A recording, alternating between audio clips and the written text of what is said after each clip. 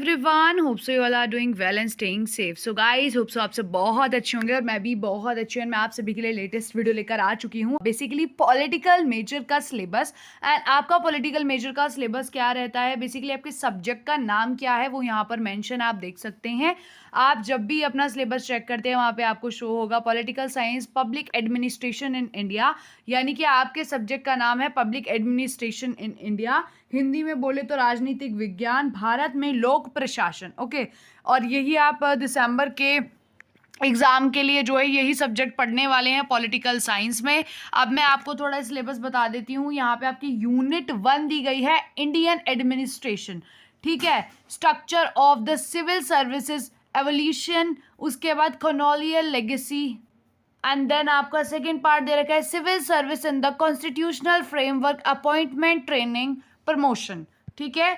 PMO cabinet secretariat, उसके बाद है major initiatives in administrative reforms. Then आपका फर्स्ट यूनिट को अगर हिंदी में देखें तो ये है भारतीय प्रशासन। अगर आपको इसके बारे में ज़्यादा जानना है तो आप जो है इसको कर सकते हैं ट्रांसलेट, बाकी मैंने आपको बता दिया, ठीक है। आपका ये जो सब्जेक्ट है, ये जो आपकी यूनिट है, ये भारतीय प्रशासन के ऊपर है, जिसमें आप ये चीज़ें पढ़ते हैं जो कि आपके एग्जाम के लिए ज़रूरी हैं, ठीक है। उसके बाद यहाँ पे आपकी सेकेंड यूनिट दी गई है decentralisation and local self governance, ठीक है, जिसमें आप फर्स्ट पढ़ेंगे meaning and types, rural and urban, ठीक है, PRIS and implementation of public policies. Then third है आपका बजट। अब मैं सेकेंड यूनिट को आपको हिंदी में बताऊं तो विकेंद्रीकरण और स्थानीय स्वशासन, ठीक है, ये आपकी हिंदी में है, जिसमें आप ये चीज़ें पढ़ेंगे।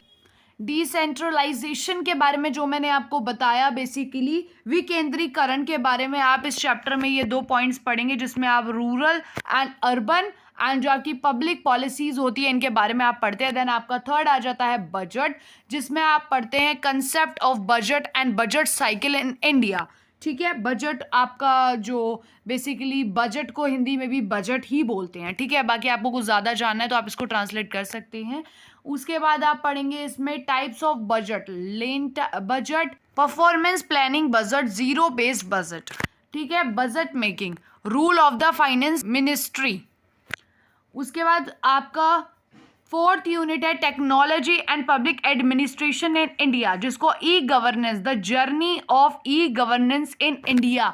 आप इसमें टॉपिक पढ़ने वाले हैं फोर्थ यूनिट में, जो है आपकी भारत में प्रौद्योगिकी और लोक प्रशासन की जो बेसिकली इंडिया है, इसमें पब्लिक एडमिनिस्ट्रेशन एंड टेक्नोलॉजी जो है उसके बारे में आप पढ़ते हैं, जिसमें आप ई गवर्नेंस के बारे में पढ़ेंगे and model of e governance के study of digital India mission, ठीक है, आप पढ़ते हैं। उसके बाद जैसे ही आप आगे देखेंगे तो आपकी यूनिट 5 दी हुई है सोशल वेलफेयर पॉलिसीज, ठीक है, जिसमें आप सोशल वेलफेयर के बारे में पढ़ते हैं, यानी कि हिंदी में बोलूँ समाज कल्याण नीतियों के बारे में आप पढ़ते हैं, जिसमें आप एजुकेशन, राइट ऑफ एजुकेशन पढ़ते हैं, हेल्थ पढ़ते हैं, नेशनल हेल्थ मिशन के बारे में पढ़ेंगे, फूड के बारे में आप पढ़ेंगे, right to food security and employment, मिरेंगा के बारे में आप पढ़ते हैं। अब मैं आपको एक चीज़ बताती हूँ, जैसे कि आप पढ़ रहे हैं पाठ पढ़ रहे हैं 5वां समाज कल्याण नीतियाँ, ठीक है। तो इसमें जब आप एजुकेशन के बारे में पढ़ोगे, शिक्षा के बारे में पढ़ोगे, तो आप इसमें ये पढ़ोगे कि आपको राइट है पढ़ने का।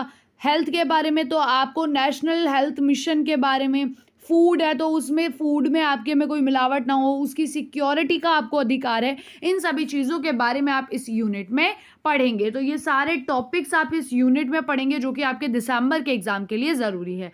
देन आपकी 6th यूनिट है issues and debates in Indian administration, ठीक है, जिसमें आप पढ़ते हैं एथिक्स एंड एडमिनिस्ट्रेशन, ठीक है। एंड उसके बाद इंटेग्रिटी वर्सेस करप्शन।